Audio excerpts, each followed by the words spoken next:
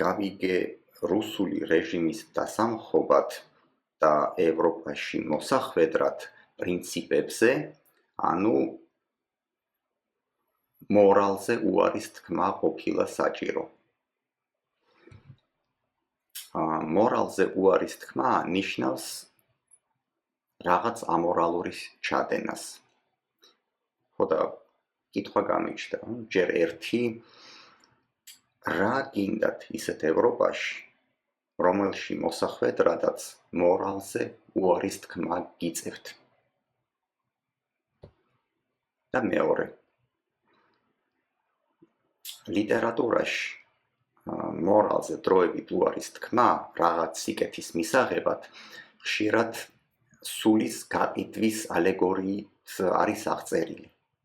აი ფაუსტი, გაგიგიათ, გეცოდინებათ.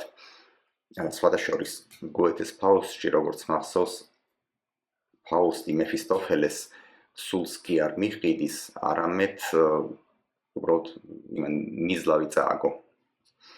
მაგრამ გუნოს ფაუსტში და შემდგომ ნაწარმოებებში მართლა სულის გაყიდვაზეა ლაპარაკი და ეს გაყიდვა გამყიდველისთვის როგორც წესი ცუდად მთავრდება. ხოდა მეც კითხვა გამიჩნდა, რატომ ფიქრობთ, რომ სულის გაყიდვა თქვენ ევროპაში და არა რუსეთში მიგიყვანთ?